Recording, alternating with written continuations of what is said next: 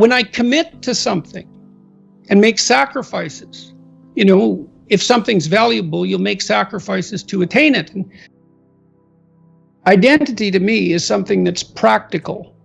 It's like a dramatic role that you play out in the world.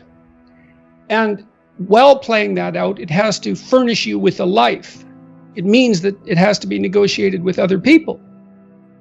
And when you're a very young child and you first start to play with who you are, you live in a fantasy world. And so that means identity has to expand beyond its egocentric focus and increasingly be negotiated in the social world. Now imagine that you're lonely and you approach a young woman in a social situation, attempting to make some contact with her. You want to alleviate your loneliness, and so you hope you make a good impression, and you tell a joke, let's say, in a relatively awkward manner, and you get rebuffed. Then you're no longer where you control. You're no longer where you exercise control. And that brings up all sorts of specters immediately. It's like, well, why were you rebuffed? Well, maybe all women are to be despised. That's one theory. Maybe there's something deeply wrong with you. Maybe you're having an off day. Maybe it wasn't a very good joke. So when you don't get what you want, then a landscape of questions emerge, and those questions can resonate through different levels of your identity, from the trivial, oh, I told the joke wrong, to the profound, there's nothing desirable about me and I'll be alone for the rest of my life. It has to go through that period before you can emerge as a genuine individual, which means you have to know the rules of the game before you can break them. But not being able to abide by the rules is not anything like being a genuine creative individual. Those are not the same thing. And there's plenty of attempt to confuse the two things, because it's much better, if you can't follow the rules, to view yourself as a avant-garde revolutionary than as a failure. And it's not like I don't know that social molding crushes. Obviously it crushes, and everyone feels that. These are existential problems. Everyone deals with the tyranny of culture and the fact that it does want you to be a certain way and not other ways, and those ways might not be in keeping with the deepest elements of your nature. Well, tough luck for you, because you're also the beneficiary of culture. And so you have to offer it your pound of flesh. Now, you shouldn't do that at the expense of your soul, but you shouldn't stay an immature child either. So what happens is that if you act out your identity, if you act out your beliefs in the world, and what you want doesn't happen, what happens is that your body defaults into emergency preparation for action. And the reason for that is you've wandered too far away from the campfire, and now you're in the forest, and maybe you're naked. And so what do you do then? And the answer is, well, you don't know what to do. So what do you do when you don't know what to do? And the answer is, you prepare to do everything. And the problem with that is that it's unbelievably draining psychophysiologically. Like, it hurts you. People stay where what they do has the results they want. That's partly why you want to be around people who share your cultural presuppositions. It's very hard on us not to be where we know that what we want is going to happen. We hate that. By and large, we're conservative creatures, even if we're liberal in temperament. We can't tolerate that much uncertainty. And you might ask, well, why? And the answer is, well, because you can be hurt, pain, you can be damaged, you can become intolerably anxious, and you can die. So it's no wonder you're sensitive. We're very sensitive to negative emotion. And so functional identity regulates your emotion, but you do that in concert with other people. If you're acceptable to your peers and you behave well, they'll accept you. And then they tell you all the time if you're acting appropriately. If your jokes are funny, if you're dominating the conversation, if you're bringing something of value to the table. And all you have to do is pay attention to the social cues. We've been social for so long that our social nature is programmed into our biology. And so you'll be punished if you're not useful to other people by your conscience, because you're a social creature. What if you think that's all pointless? Well, that doesn't seem very helpful. Okay, so you need a sustaining meaning. Well, where do you find that? Well, you generally find it in responsibility to yourself and to other people. when I commit to something and make sacrifices, if something's valuable, you'll make sacrifices to attain it. And that discovery of sacrifice, it's one of the primary factors separating human beings from animals. Because we discovered that we could let go of something we value in the present, and we would gain something we value even more in the future. We acted that out dramatically in all sorts of strange ways over thousands and thousands of years before it was formalizable psychologically. But it's a massive discovery.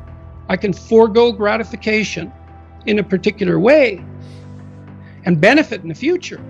You make sacrifices to make the future better. Well, what if that doesn't pay off? Well, think about that. You know what that's like. You endeavor to do something and it doesn't work. You're not appreciated for who you are. You fail. Maybe you fail despite your best efforts. Well, are you rejected by God? Well, it's as if you're rejected by God. Does it make you resentful? Does it make you bitter? Does it make you want to pull down the successful? The answer to that happens to be yes. It's harsh that the rewards of life are indiscriminately distributed. It's hard on everyone, but it doesn't help. It doesn't help to become bitter. And it's not like I don't understand the temptation. And I see this in this culture war. I see this resentment. It colors the definition of identity. This attack on meritocracy. It's an attack on merit itself.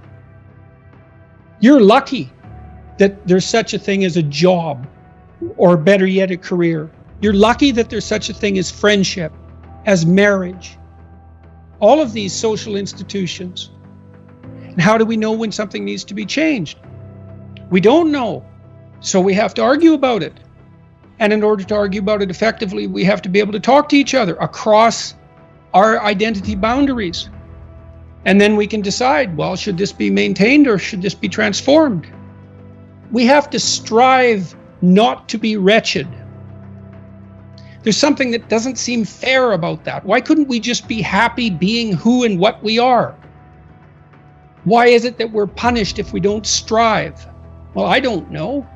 We're negentropic organisms, right? I mean, we have to maintain this incredible complexity in the face of a dissipating universe. It requires effort. The positive emotion that we find sustaining is experienced in relationship to an unachieved goal. It's hope that drives us forward. We want something, and if we see ourselves moving towards that, then we're in the grip of the positive emotion that we find sustaining. It isn't the attainment. Attainment is satiating. Attainment shuts down the system that has been striving for that particular object of attainment. If you're hungry and you eat, you stop being hungry. Now, that's good because the hunger is gone, but that whole frame disappears. You can no longer strive within that frame, and you need a new frame to strive towards. Don't you have a conscience?